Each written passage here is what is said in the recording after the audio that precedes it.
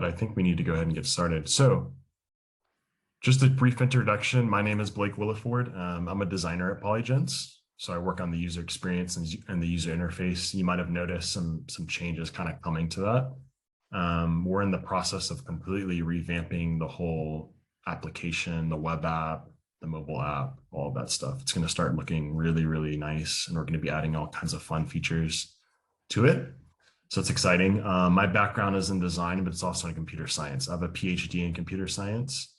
And my specialization was in human-computer interaction. So basically the front end of software, and specifically educational technology and kind of the crossroads of computer vision and artificial intelligence and educational technology. So I love this stuff. I love, exciting, cool, compelling software ideas. So I'm really excited to see everyone's presentations. This is going to be really fun. Everyone's going to get 5 minutes. After 4 minutes, I will give you a little message saying, wrap it up. And then we're just going to go straight through all of the presenters, and then we'll leave some time for questions at the end. It looks like Rohit's here too. Cool. And your name is Rohit Sriram? Rohit. Rohit. Yeah. Sorry, guys, if I butcher your names, I'm so sorry.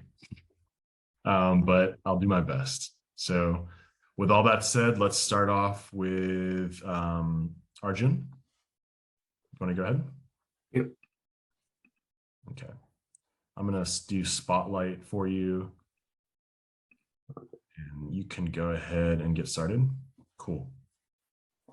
Okay. Can you see my screen? Yes, we do. Okay. Okay. Hi, I'm Arjun Ramakrishnan, and this is my project, Hazardous Asteroid Classification Using Machine Learning, and my mentor was John P. Stingle.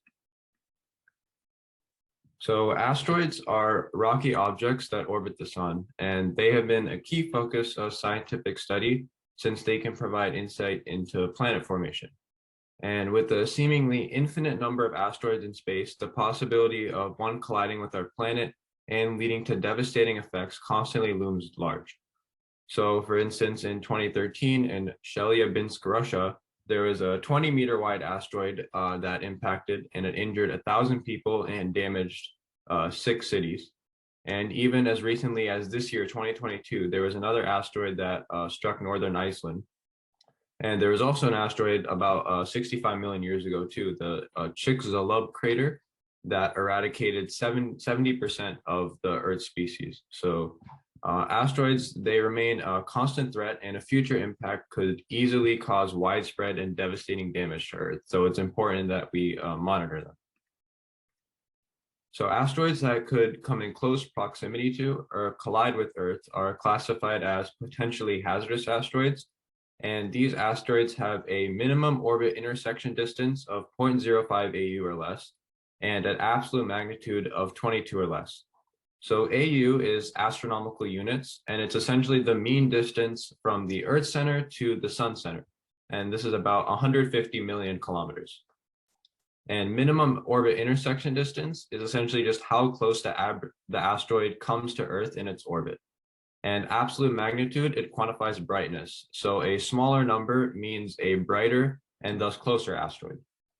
So it becomes cumbersome for humans to manually analyze large data sets with all these different features for identifying all these possible dangerous asteroids.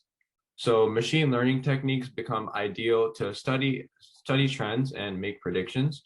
And the goal of this study was to train multiple machine learning models on physical and orbital asteroid features and identify the model that most accurately classified asteroids as hazardous or non-hazardous.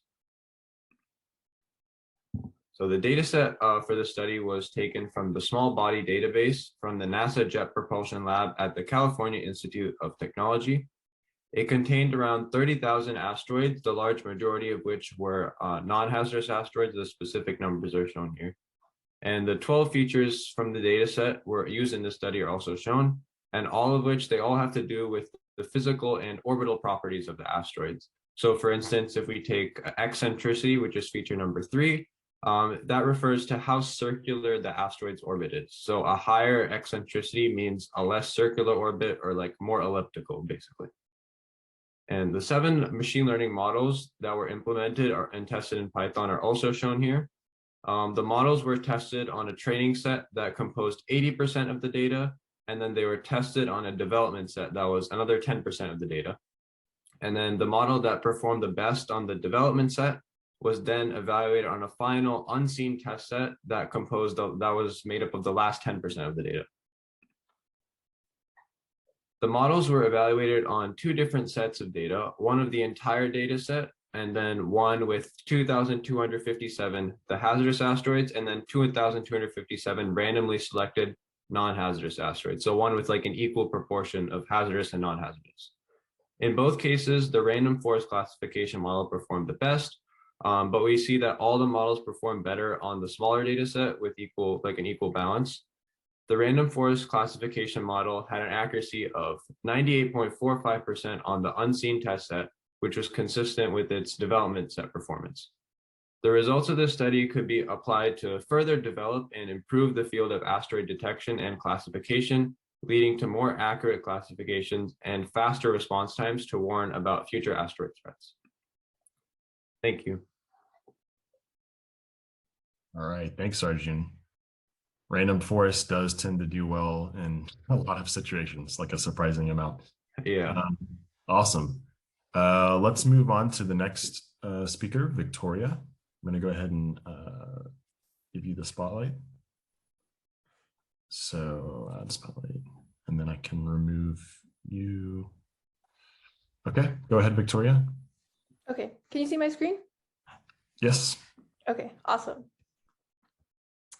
Generational impact on password strength.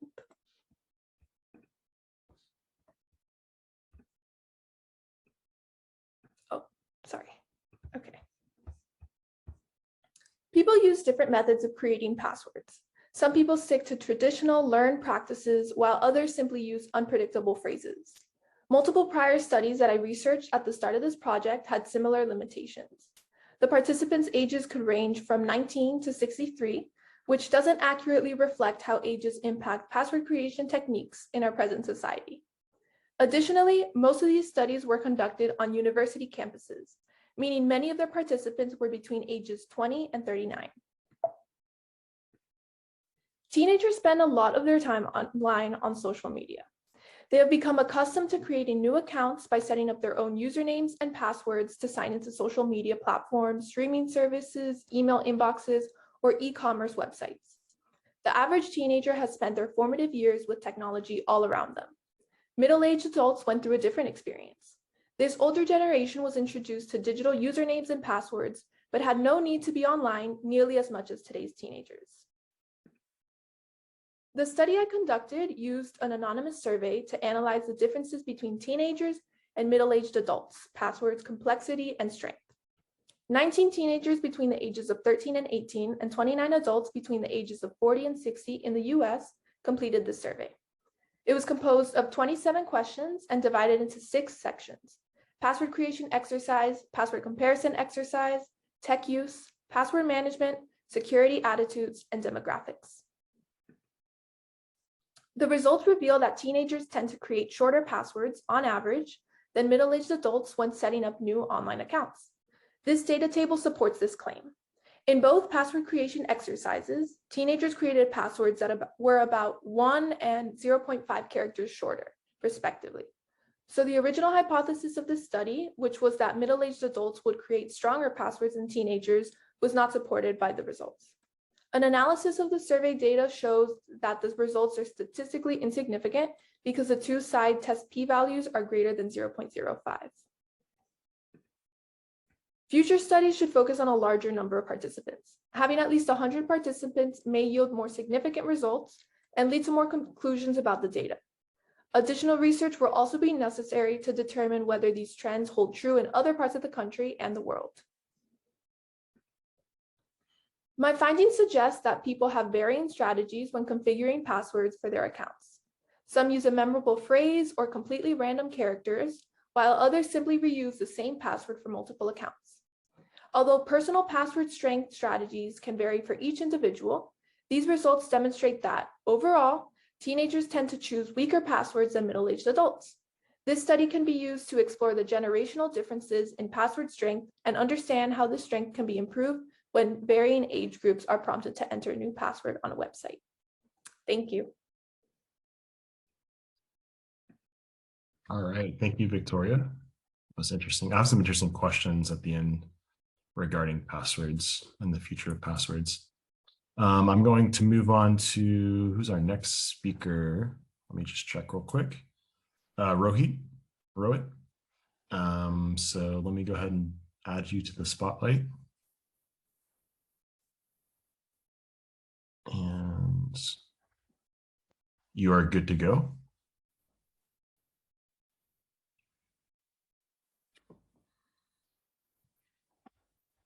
Can you see my presentation? Yes, sir. Go ahead. All right. So my project is the downfall of Netflix using COVID-19 cases and vaccination data to predict Netflix's stock price, and my mentor was Shriya. So a bit of background about Netflix. Netflix is one of the largest streaming services that offers thousands of movies and TV shows. It leads streaming services and subscribers, and the pandemic was a large contributor to that. It had an all-time high closing price at around $691 in November of 2021, but that increase was short-lived as it quickly took a turn in 2022. The quarterly earnings plummeted in the second quarter, losing approximately 970,000 subscribers. Now, what are exactly stock prices? Stocks are a financial security that represent partial ownership of a firm. So a business or corporation that sells stock is essentially increasing its financial capital as it is bringing more owners onto the firm. But a decline in the company's stock price suggests that investors are less confident in the company's potential for profit. Now, relating back to Netflix, there was a significant increase starting from January of 2019 and capping in January of 2021. But since then, Netflix's stock has been on the decline. Now let's look more closely into the trend of stock price. So using data provided by Yahoo Finance, I was able to plot the trend in stock price using Python. Initially, Netflix's stock price increased with an alignment with COVID-19 cases, but after peaking in late 2021, the stock price started decreasing even though COVID-19 cases were at its peak after the stock plummeted. One explanation for this trend would be stay-at-home restrictions being lifted. Initially, when COVID-19 cases started to rise, there were heavier restrictions which prompted investors to buy more stock as they thought many would purchase subscriptions as they were forced to stay at home. But during early 2022, these restrictions started being lifted, and many businesses were open to the public. This may have prompted investors to become less confident in Netflix's success after, which led them to a market sell-off of Netflix's stock. So now that we know an abstract of Netflix's stock, let's look at the factors that may have influenced Netflix's stock price, one of which being COVID-19 cases. So in the United States, there have been a total of 92.4 million cases and 1.03 million deaths.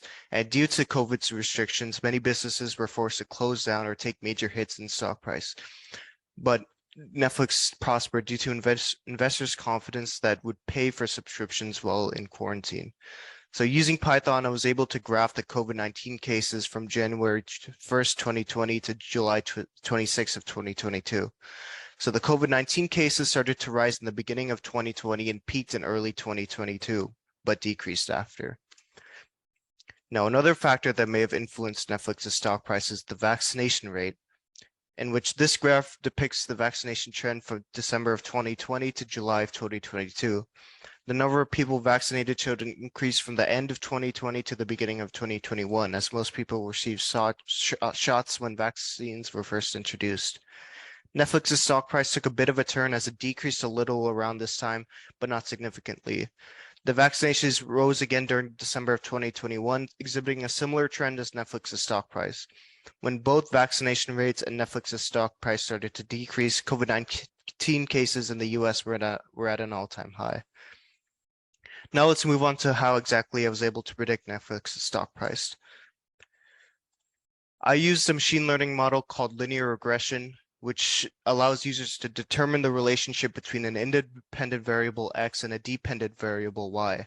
In this case, the X variable is the COVID cases and the Y variable would be the stock price. So I created two separate linear regression models in which I could determine the relationship between COVID-19 cases and stock price or vaccination numbers respectively. So the first model shows the relationship between COVID-19 cases and Netflix's stock price. The graph displays an increasing trend showing that COVID-19 cases start to increase, so does the Netflix's stock price. An explanation for this would be the pandemic forcing businesses to shut down or employees to work from home. Investors would believe that this would incentivize people to get Netflix's subscriptions, increasing the company's value and investors' confidence in Netflix. Now, for the relationship between vaccination rate and stock price, it shows a similar trend, which is unexpected, as the expectation would be for the stock price to decrease since more people would feel more comfortable returning to outdoor activities. Now let's move on to the final model I created, which is a multiple linear regression model. So it's very similar to a linear regression model, except it uses two independent variables and two X's to predict a Y output. And in this case, the two X variables are the vaccination data and the COVID-19 cases data. But in order to create a successful model and validate its prediction, there needs to be a split in the training data and testing data. The split is done by dividing the data set, which includes vaccination data, COVID-19 data, and stock price data, into training data and testing data. So this model can use the information in the training data to predict a stock price that is in the testing data, instead of memorizing the entire data set and repeating the exact values back. So by putting the two inputs from the testing data, the model will give its own prediction on Netflix's stock price that can be used to compare against the actual value in the testing data.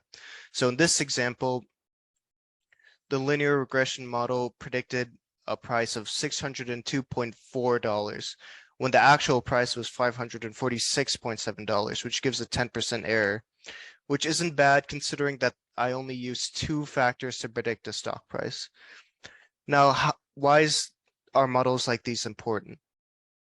So models like these are multifaceted and could be used in many various ways, and it could definitely be helping businesses make decisions based on predictions that models like these give. And this could be very useful in the future. And yeah, thank you. Thank you, Rohit. Very interesting. We're going to move to our next speaker, who is Kumar. So I'm going to go ahead and make you presenter.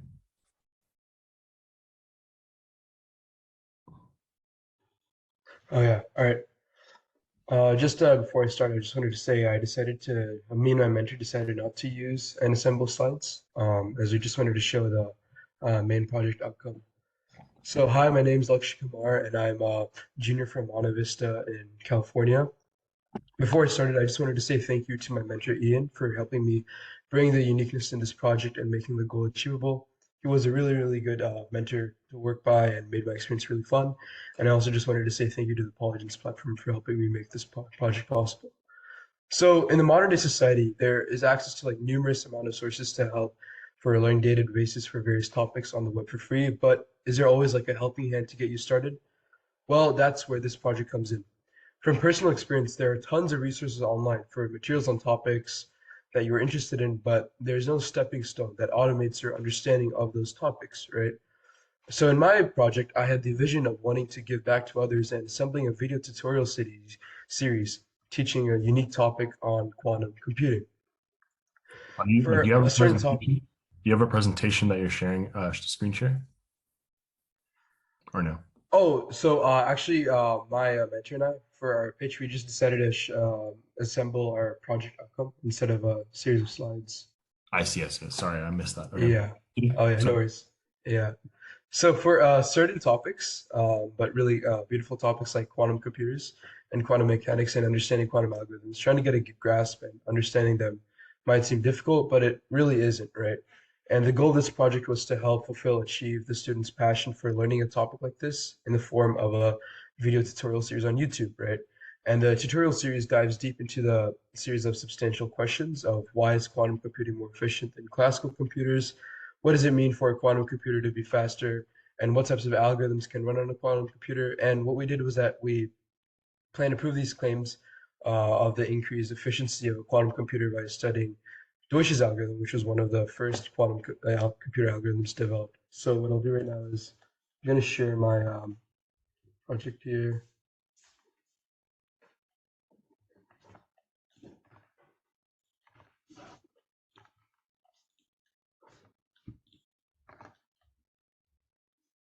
For some reason, for me, the screen sharing thing isn't popping up. The button. Okay, let me make sure you and let me see.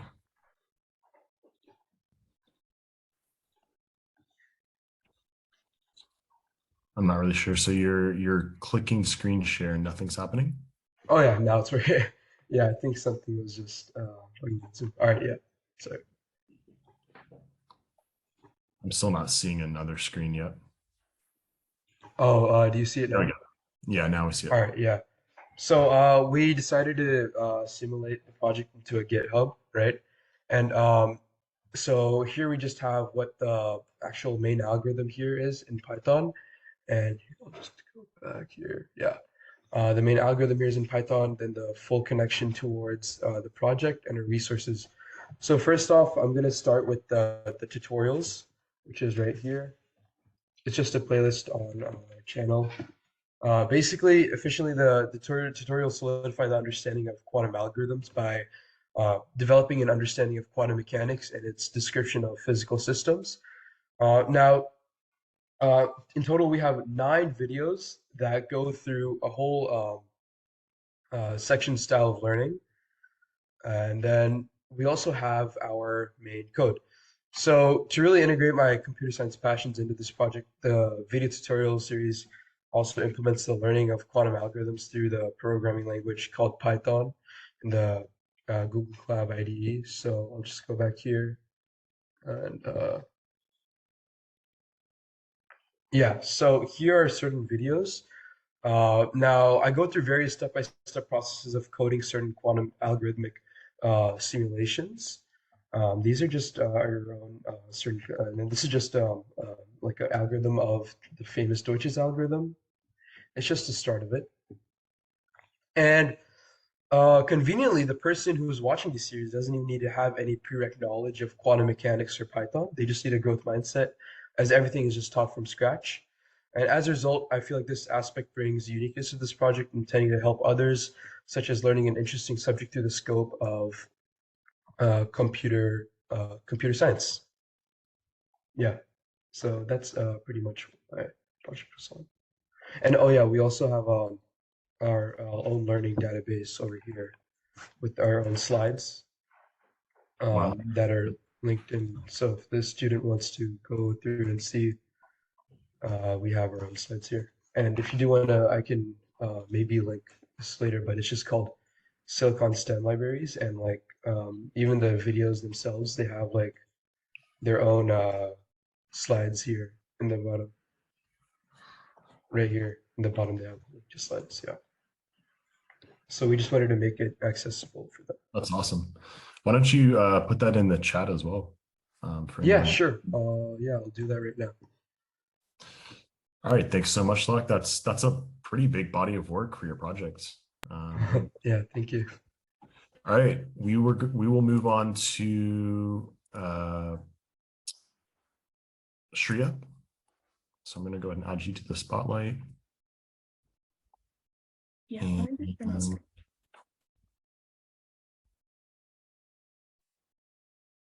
Are you guys able to see my screen? Yes, ma'am. Go right ahead. Awesome. Okay. So in a future where natural disasters like wildfires, flooding, and hurricanes occur annually, impacting the health of ecosystems and human communities all over the world, this is the future we're heading towards as the effects of climate change are felt more strongly. While the situation can be daunting, new technologies like machine learning can help us better address and protect the health of ecosystems across the globe. My project specifically uses computer vision and machine learning to analyze images taken from satellites above the Earth to determine ecological patterns.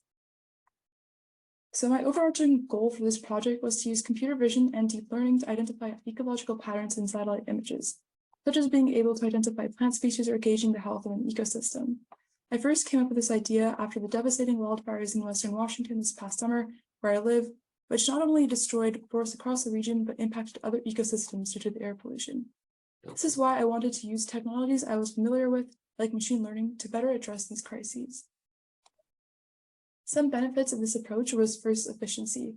Using computer vision makes the process of determining ecological characteristics much more efficient and effective for scientists compared to in-person investigations.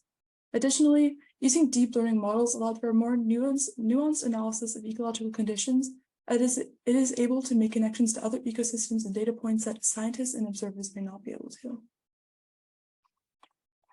Some of the technologies that I used were, first off, computer vision algorithms. I used to standardize my data set. And to do this, I made several computer vision algorithms using Python, such as the sharpening algorithm and color filters. And secondly, I used convolutional neural networks to be able to train them on my data set and recognize patterns in certain ecosystems, as well as being able to identify important ecological features. So yeah, that was a brief overview of my project. So thank you for listening. All right, thanks so much, Shriya. Also, I want to remind everyone who's attending, feel free to add questions in the Q&A section. It's like at the bottom of Zoom, it says Q&A. If you have any questions for the speakers, go and add them, and we'll address them during the Q&A portion. All right, our next speaker is, let's see, Aditya. This is our last speaker, so let me make you center stage. Okay, you can go ahead.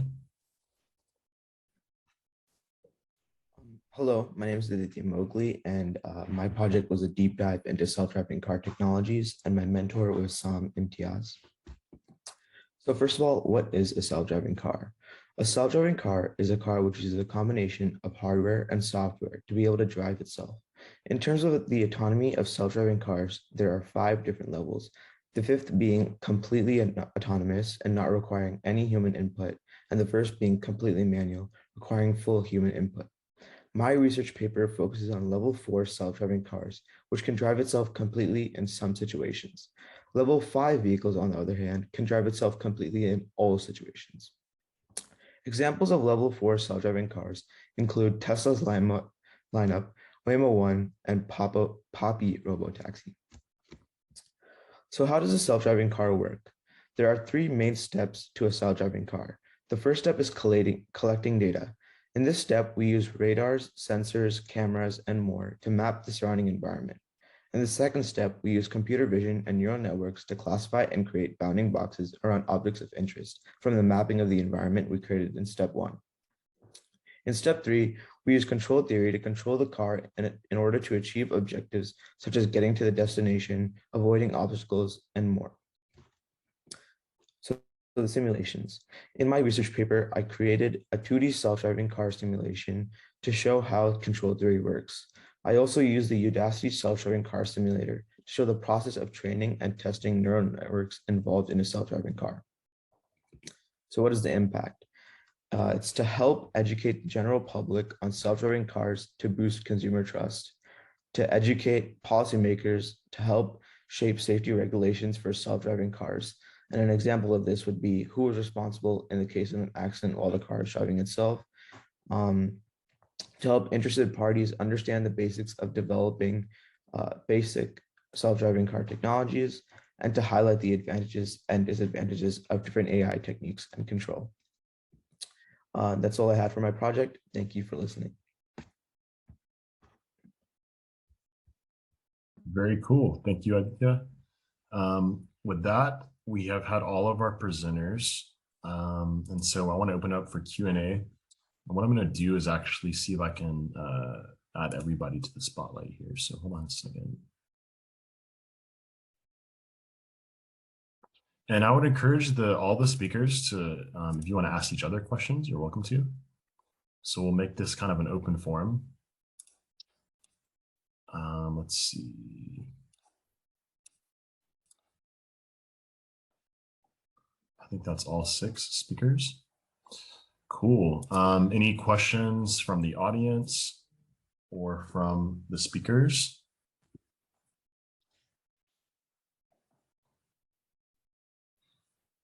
We'll start with one. Arjun, what was your kind of origin story of choosing your projects? Why were you interested in meteors and so forth? Yeah, so one thing was I took I had like a lot of machine learning courses and stuff like last summer. Like I took like a few courses on that. So I had like a lot of those, like I had some background on like the algorithms and stuff, but like over the school year, I never really got a chance to kind of use what I learned. So I felt like this project was kind of like the perfect opportunity to do something with those algorithms and kind of use everything I learned in like a practical or like a real world type project. And like astronomy has always kind of been like interesting to me. So I thought it was kind of a good chance to kind of combine those and like use the machine learning to kind of explore that a little bit. Mm-hmm. Makes sense. And are you in high school? Yeah, I'm a senior now. Wow. We didn't take machine learning classes when I was in high school. Yeah, it was like online courses like over the summer. Oh, okay. Interesting. Yeah. We were learning like BASIC and a little bit of Java. Cool. And when, these meteors, this whole like current way in which we're sort of tracking meteors and trying to classify whether or not they're dangerous, what is the current state of that? I mean, is that primarily being done through NASA or JPL or? Yeah, so I would say, yeah, it's mostly done like through these types of databases, and like they're kind of like analyzing like these like similar properties. And like the previous research I found also, like that was kind of, I used previous research to kind of find like what kind of features are like most important for like this type of thing. So like I'd say like the machine learning aspect is still relatively new, so there's still kind of like working with that a little bit more. But I think it'll definitely kind of it'll change a lot, because it'll like basically automate the entire process, and it'll make it a lot more efficient. Interesting. So you're saying like right now they're not even necessarily using machine learning that much?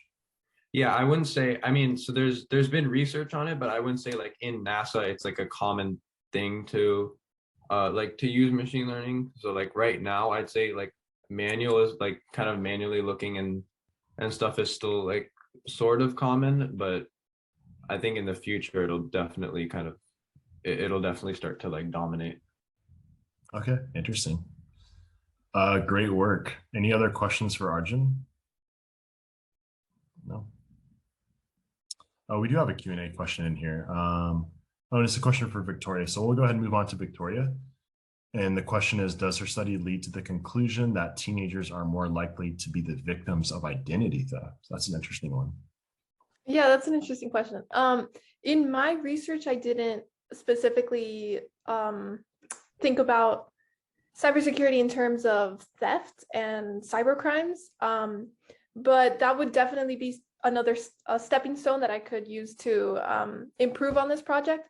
I feel that because my research showed similarities between teenagers and adults' password behaviors, it didn't really show a significant result in saying that teenagers would be more likely to be victims of identity theft. I think you could argue that just because these passwords were for teenagers were a little bit shorter, teenagers could be more prone to that. But that's an interesting question. Yeah, I want to add some thoughts to that. So is the future of passwords, are we going to continue to, type in characters, in perpetuity, or is the future of passwords and authentication something else like biometrics or something like that? Did you do any research into that? Like what kind of the future could be? No, I mainly focused on what we have today. But I think that's an interesting idea to think about, especially because things like Face ID have become super popular now. And especially with people in our society leaning away from typical passwords, like you said, like numerical or using characters. So I think it would be interesting to see what the implications of that would be and see how what the differences in security in those types of passwords would be. Yeah, and what was your origin story of choosing this particular topic in the first place? So I actually started learning about cybersecurity last summer through playing this game called Cyberstart America. I was really interested in all these cyber puzzles and learning a lot about the technology behind that. So that inspired me to learn more about cybersecurity in the academic field. And that led me to thinking about a topic that would apply to the general public.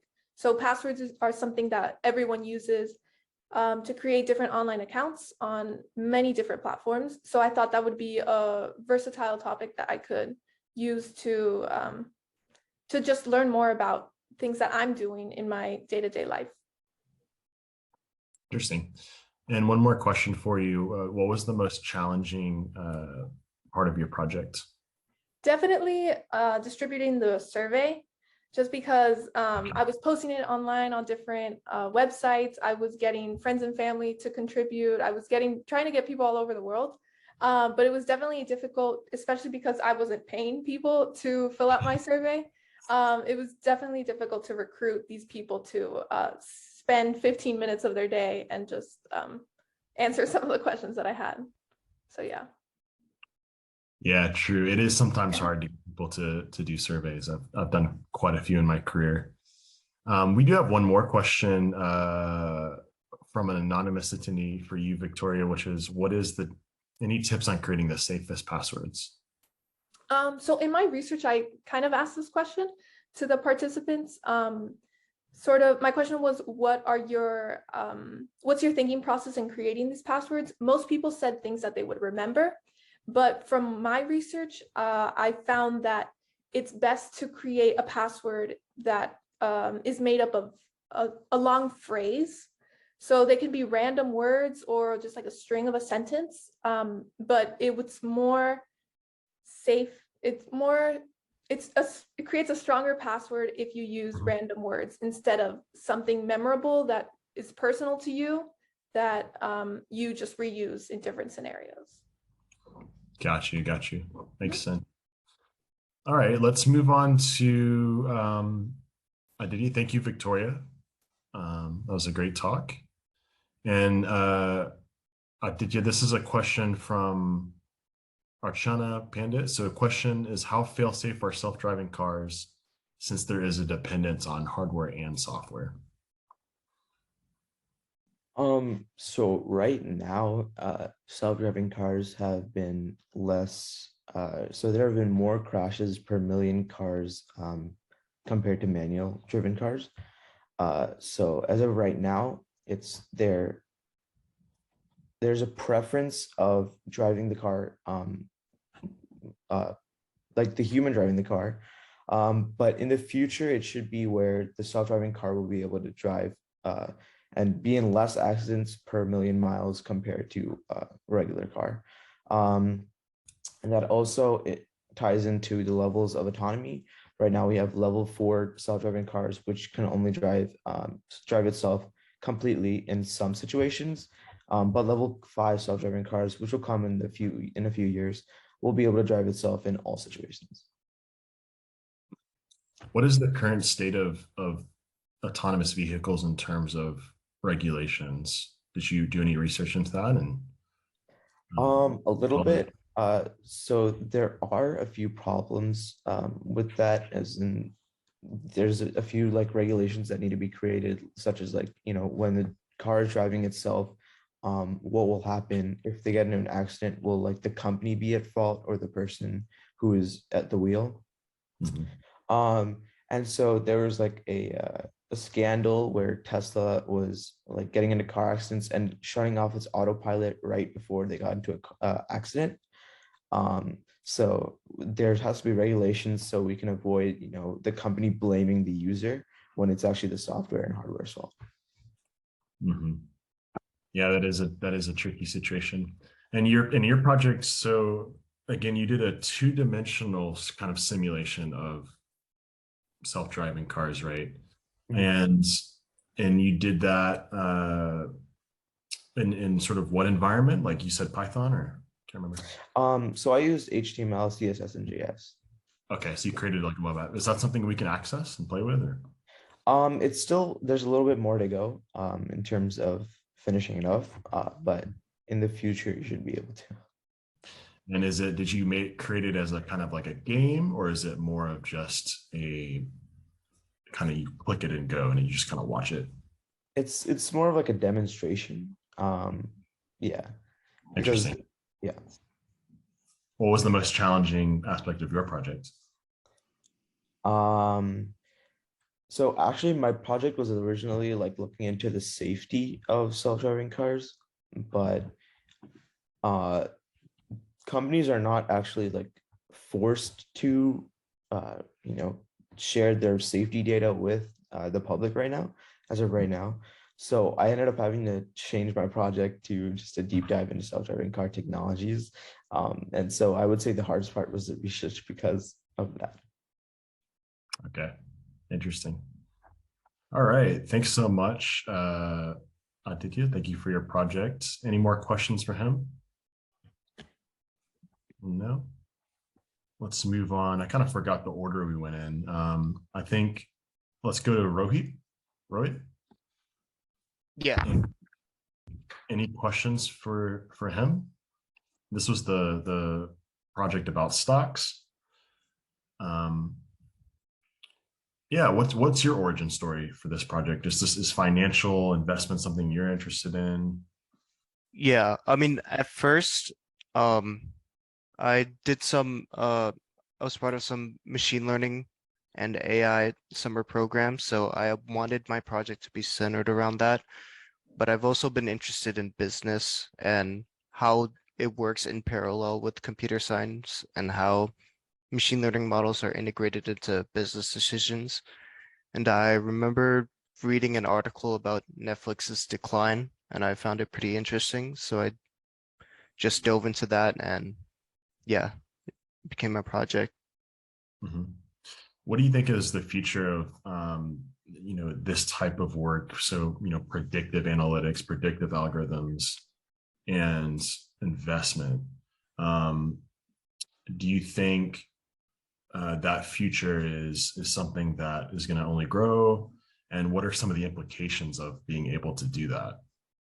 Yeah, it's kind of a double-edged sword because it could be a vital tool in creating decisions or preventing things that may happen in the future, but yet again, you're putting your confidence and trust into a model or this type of predicted analytics, and if what the model predicts is wrong, then it may cost a lot for a company. So it's kind of like it's a difficult topic because it depends on which companies use it and how they utilize it.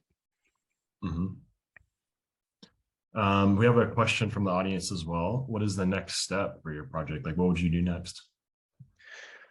Ooh, I haven't thought that much ahead, to be honest, but I dive into more the relationship between public perception in terms of investors and how that may compare to a company's performance, because my project was initially around COVID cases and vaccination data, but the more I read up on how Netflix's stock price changed in terms of trends, I realized it was more due to investors' perceptions of what Netflix and the state of the world and how that may impact Netflix's stock price rather than actual COVID cases or vaccination data. So I'd lean more to do with public perception and investors' mindsets. Interesting. And what was the most challenging part of the project? The coding. Uh, So the data sets I used have like thousands and thousands of values, so it's hard because I had to format each one of them so that they can so I could combine the data sets or it can be compatible with each other. So Yeah. I guess using data sets. Yeah, that is one of the most kind of annoying things about machine learning and artificial intelligence. Like when I was in grad school, I found that aspect to be so boring. And so it's kind of one of those things like you can make a lot of money in AI and machine learning, but there's a lot of kind of like drudgery when it comes Yeah. to cleaning. You got to clean the data and make sure it's like in the exact sort of format in order to kind of feed it into things. Interesting, cool. Any other questions? All right, let's move on to Locke. Did we talk? I guess we already did that. And Shriya, any questions?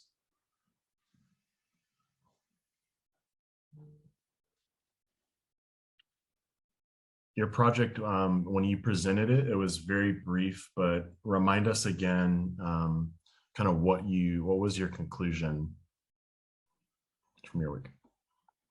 So I don't really have like a conclusion. It was more just like building the model. So I guess like in the future it could be used to kind of look at other data sets and other images to be able to like quickly determine like things like ecological features or like general health. Can you speak a little more about the origin of your project? I know you had like one slide on that briefly, but can you elaborate? Yeah, so I first came up with the idea. I think I like read an article, kind of like after a bunch of like I mentioned like the wildfires, just because it was like really devastating for the environment, like kind of for the entire state because of the effects of the wildfires. So I was interested to see how like technology could be used to either mitigate or like better understand the effects of them. So I saw another research paper about like using machine learning and deep learning to analyze the effects of natural disasters. So that's really where I came up with the idea of like using machine learning to look at like satellite imagery and be able to determine like ecological characteristics from there. Interesting. What was the most challenging aspect of your project? I think gathering the data set, I think someone else mentioned this, but it's like, especially because it's satellite imagery, there's kind of like an interesting process to go through to actually like be able to get that and then also to pre-process it and use it in my model. Definitely, yeah, I can see that. And do you have some next steps that you want to go for to kind of build on this project, build on the foundation? Yeah, I guess I could try to kind of maybe like expand on what my model would do. Like I could try creating another model that would take the information of like certain characteristics and such and be able to determine like maybe where the picture would be taken. Like it could maybe come up with like a composite of this amount of species or this kind of ecosystem or something like that, because that would be also really interesting to be able to just look at a photo and be able to determine like what kind of ecosystem is it, what kind of species live there, and stuff like that. Awesome. Awesome. Exciting. Any more questions? Let me see. I think there might be one. Okay. Let's move on to, I think we have just one left that I haven't really gone over, and that's Aditya, or is it like who do we not talk to? No, we did talk to Aditya. So Luck, yeah, do we have any more questions for you? I'm sorry if I'm butchering your name. Oh yeah, no worries. Oh yeah, GitHub link wasn't working, so I just sent a new one. Yeah, it's just the new one. Yeah. So tell us a little more about your origin. Your passion. I assume you're passionate about this subject, and then you just wanted to kind of blend your interest in computer science with it. Yeah, yeah. So for me, my personal favorite science is physics, right? I really enjoyed it when I took it last year, and that reason I kind of wanted to expand on physics. I wanted to touch brief on it, and as a result, I was also gaining passion for CS. So I decided I wanted to interconnect both of the topics, and I was looking up on quantum mechanics, and I found it really interesting. and especially around quantum computers. So then I kind of had the idea of uh, making simulations of quantum computers, right? Using simulations of quantum algorithms. Yeah, that's kind of where it came from. And what was the most challenging aspect of this project for you? So there are two challenging aspects. The first one was initially it's like, you know how there are like 10 sessions, right, in the polygens thing. So in the second session, originally I was just going to create a simulation, code simulation, right, of quantum algorithms. But instead, my mentor and I, we were thinking about how to make this project really unique, and we thought about assembling tutorial series, right? So I guess if we had thought of that earlier, right, um, maybe we could have had, I guess a little more time to reflect on other things that we could have done. But that was one thing. But I am glad that we were able to make that turn for the uniqueness. And then the second thing was actually my last video, which was the Deutsch's algorithm one. I sort of had to work on the code for like a whole day to figure out some parts of the operator that we were coding because it just was not working out sometimes. Yeah. Yeah. Yeah. Well, Yeah. very interesting. I mean, it's a very big body of work. How many videos total was it? We have 9 videos total with 9 slides. Yeah. Yeah. Awesome. And what are the next steps? Are you going to do some more with that or add to it or no? So the next steps for this, right? Well, I mean, even I asked my mentor, and he was like, quantum mechanics, it's like a whole life's profession. So there's like a lot of things to it. Honestly, if I were to say next steps, maybe we would be focusing on other algorithms like there was David Deutsch's algorithm, then maybe like I think Grover's algorithm, right? Different physicists, right? Maybe we could look into those, but yeah. Awesome. Yeah. All right. Is there any more questions amongst y'all's, the speakers? Any more questions? Okay. Well, I've been super impressed with this. Like when I was in high school, I was doing really far more basic stuff in this. So my only hope is that when y'all go to college, you're not bored. I hope you guys get to keep challenging yourselves and work on some interesting things. But really impressive work. Thanks so much for presenting and being part of Polygens. We're definitely proud of you. So yeah, with that said, I'll go ahead and end it. And congrats, y'all. And I guess the next thing is going to be the Michael Pewitt keynote. So definitely join that because he's a very well-known and established, academic. So yeah, thanks so much, guys. See y'all later.